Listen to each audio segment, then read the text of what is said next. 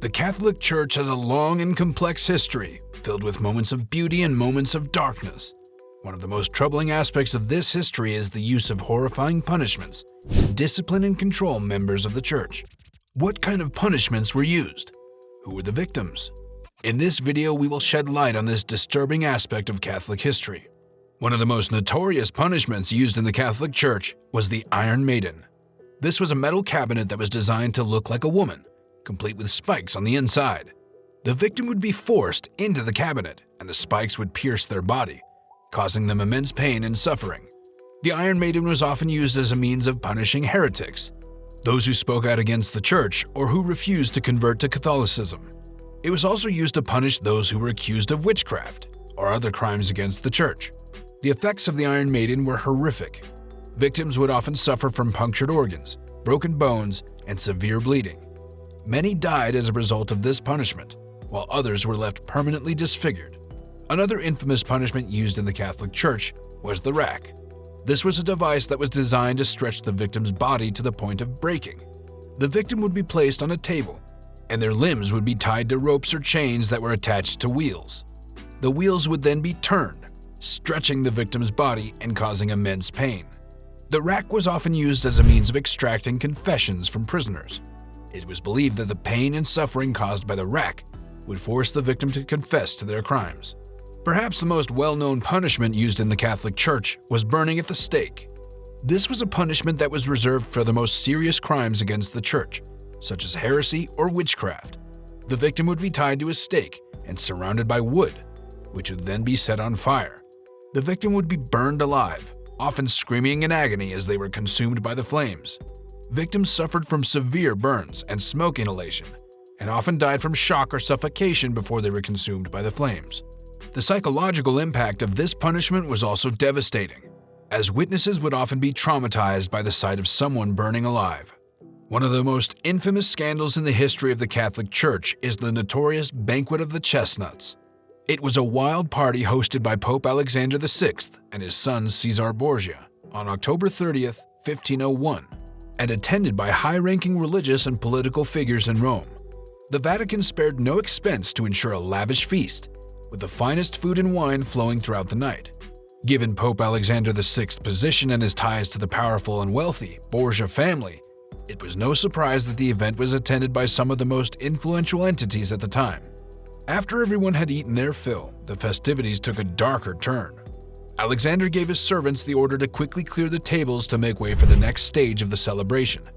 50 women entered the room and began to perform a dance around the guests. Despite the fact that the women were dressed in cassocks, the atmosphere was becoming increasingly heated. But it was not enough for Caesar Borgia, son of the Pope, who ordered the women's hands to be tied behind their backs, taking the debauchery to a whole new level. He then proceeded to throw a large number of chestnuts on the floor and ordered the women to pick them up with their mouths, one by one, while they bent over suggestively in front of the guests. The events were orchestrated in such a way that the women who were the weakest in the face of temptation would be the first to give in, and their actions would provoke the others to join in the lustful celebration. This marked the beginning of an unbridled night of sin, where even bishops and cardinals broke their vows of chastity without remorse. As the hours flew by under the heat of the night, the guests indulged in their most base desires, going against everything they had sworn to uphold on the day they decided to devote themselves to the Church. The Pope announced a scandalous competition where guests were awarded prizes for having the most relations with women present. To prevent cheating, servants kept track of each guest's number of encounters. This blasphemous celebration lasted until the wee hours of the morning, causing the Pope to miss the All Saints' Day ceremonies. However, the story's validity is questionable, as the only evidence comes from the Register of Papal Celebrations, Liber Notorium, written by Bouchard, Master of Ceremonies of the Vatican. The scavenger's daughter was a torture device that was used in the Catholic Church in the 16th century. It consisted of a metal frame that was designed to bend the victim's body into a compact position. The victim would be placed inside the frame and then compressed, causing immense pain and suffering. The scavenger's daughter was often used as a means of punishing those who had committed crimes against the Church, such as heresy or blasphemy. It was also used to extract confessions from prisoners. Victims would often suffer from broken bones, dislocated joints, and severe muscle and nerve damage. Many were left permanently disabled as a result of this punishment. Approaching God and serving both Him and His creations should be an easy task. In the Catholic Church, celibacy is a mandatory vow that both men and women must take if they wish to be ordained. Therefore, in the ideal religious concept, no priest or nun should even entertain impure thoughts, let alone act on them. However, breaking their vows and succumbing to the temptations of the devil has not prevented many from doing so.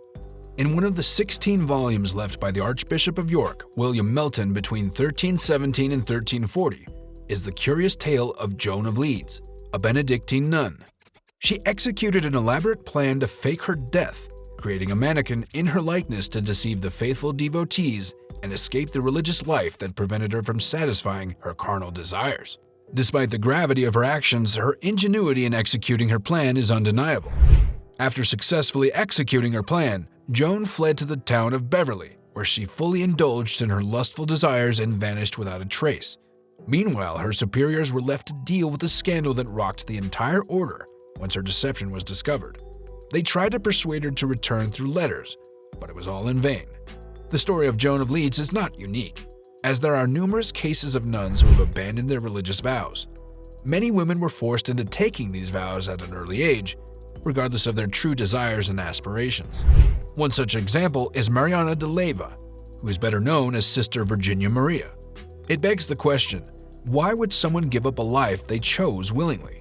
The answer is complex, but it likely stems from the fact that the decision to take religious vows was often made for them, rather than by them. She is often described as a modest and obedient nun who had a passion for reading and was friendly with everyone she met. However, conflict arose in 1597 when she became friends with Count Gianpaolo Osio. They communicated through letters that were delivered to the garden via rope that reached one of the windows of the monastery. Their interactions progressed to organizing meetings, possibly with the help of keys forged by a blacksmith, and the complicity of several nuns and a priest who was a close friend of Osio. One thing led to another, and Sister Virginia succumbed to temptation, resulting in the birth of a stillborn child. Despite this scandalous turn of events, Nun of Monza remains an inspiring figure whose life inspired Alessandro Manzoni to write The Betrothed, one of the foundational works of Italian literature. Mariana lived with her aunts until 1588, when her father forced her to enter the monastery of St. Margherita and dedicate herself to God. She was interned there in 1589, and it wasn't until 1591 that the Archbishop witnessed her consecration and took her mother's name, Sister Virginia Maria.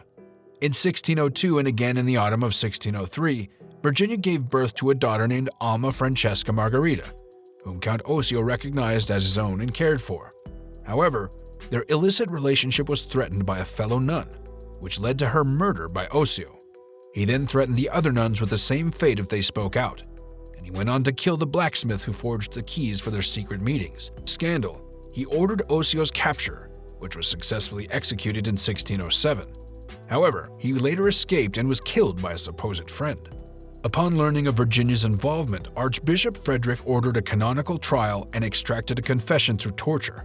She was sentenced to 13 years of confinement in a small room in the house of Santa Valeria, where she remained until her death in 1650. The use of horrifying punishments in the Catholic Church is a disturbing part of its history. While some argue that these methods were necessary to maintain order and discipline, it is clear that they caused untold suffering to countless individuals. By acknowledging this dark chapter in the Church's past, we can begin to move forward with a greater understanding of the harm that such practices can cause.